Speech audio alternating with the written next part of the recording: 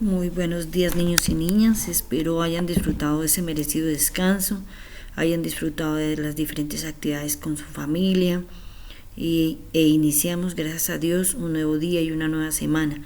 Hoy vamos a ver un nuevo tema que es la reproducción de las plantas. Observamos esta hermosa imagen donde está uno de los animalitos que nos ha ayudado a que esta reproducción de las plantas se lleven a distancias muy lejanas. Por eso es importante, niños y niñas, que nos comprometamos a cuidar nuestras abejas.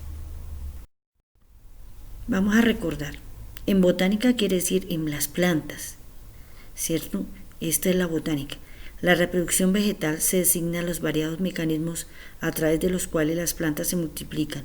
La reproducción sexual se puede involucrar en un solo individuo o a uno o a dos de ellos. En este último caso, ambos individuos deben pertenecer a sexos o a de diferentes tipos de apareamientos diferentes. Recuerden, niños y niñas, que nosotros hablamos de la parte de la sexualidad, es en lo que es el masculino y el femenino. Entonces, por eso decimos niño o niña, hombre, mujer. Lo mismo sucede en las plantas, ¿cierto? Si bien las abejas son las más conocidas, tenemos otras especies como las mariposas, avispas y escarabajos que también realizan esta importante tarea.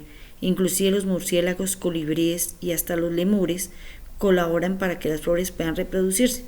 ¿Por qué estamos nombrando estos animales? Niños y niñas, lo que yo les comentaba en alguna ocasión, es difícil para el hombre y para el ser humano llegar a todos los lugares de la Tierra, del planeta. Entonces estos animales nos ayudan a que estas plantas lleguen a estos lugares difíciles. ¿Cómo lo hacen? Llevándolo en sus paticas, llevándolo en el pico, llevando las semillas. Entonces estos animales son muy importantes para que hayan estas nuevas especies, estas nuevas plantas. Hay dos tipos de reproducción en las plantas, por eso es que nosotros vemos plantas de diferentes formas, tamaños, colores, inclusive también vemos que hay algunas que son iguales. Entonces estas plantas se reproducen de dos formas. La reproducción sexual.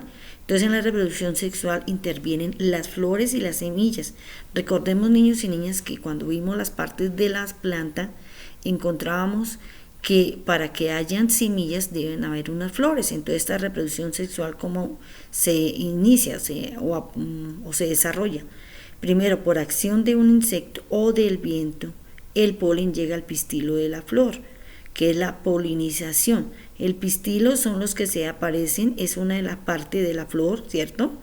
Y allí se reproduce o se hace la polinización. Luego llega al polen, a los óvulos de la plantica, y allí se reproduce o se produce la fecundación, ¿cierto? Entonces llega el insecto o el viento, llegan al polen, se poliniza, y luego llega a una partecita donde vemos en la parte amarillita que está adentro, y allí se fecunda, ¿cierto? Allí en la florecita hay un óvulo en la florecita y allí se fecunda para la nueva plantica. Luego la flor se transforma y se forma el fruto, el cual contiene en su interior las semillas. Por eso de ahí que vemos que aparecen las semillas, ya sean de las diferentes plantas, por ejemplo en el maíz, ¿cierto? Entonces aparecen de una sola semillita, aparecen muchas, se multiplican y al final las semillas caen a la tierra y con la humedad vuelven y germinan y crecen de nuevo otra nueva planta y con flores. Entonces en la reproducción sexual realmente intervienen son las flores. En la reproducción sexual interviene un solo progenitor, por lo que las nuevas plantas serán son genéticamente iguales a ese progenitor. A partir de una sola célula o un tejido, un órgano o una parte de una planta, en la madre se originan nuevas plantas. Entonces de ahí es donde nosotros, los agricultores, son los que nos pueden dar a entender un poquito más, nos pueden explicar qué es lo que sucede. Vemos en el caso anterior que aparecen plantas de diferentes formas, tamaños, colores, ¿cierto? En esta reproducción asexual solamente van a aparecer plantas que son idénticas. ¿Cómo lo hace? Esto ya es por acción del hombre. Esto aquí ya no tiene que ver ni los animales, ni el viento, ¿cierto? Sino el mismo hombre, que es el que dice, yo quiero que esta clase de semilla sea de esta forma, de este color, de este tamaño. Entonces encontramos los estolones. Son tallos verdes que crecen horizontalmente al tener contacto con el suelo, se desarrollan las raíces que al enterrarse dan origen a nuevas plantas. Entonces ahí están las frutillas. ¿Cuáles son las frutillas? Las fresas, las moras, ¿cierto? Son idénticas. Los tubérculos, tallos subterráneos que contienen sustancias nutritivas de reserva como el almidón, se desarrollan yemas que pueden dar origen a nuevas plantas. Es en el caso de las papas. Entonces, cuando nosotros vemos que las papas empiezan a salirle como un tallito, de ahí nosotros las sembramos y vuelven a salir otras idénticas a ellas, ¿cierto? Pero tienen que tener esta cualidad. Los rizosomas son tallos subterráneos horizontales que no son raíces, sino que crecen bajo la tierra. Forman brotes o yemas que pueden dar lugar a nuevas plantas, por ejemplo el jengibre.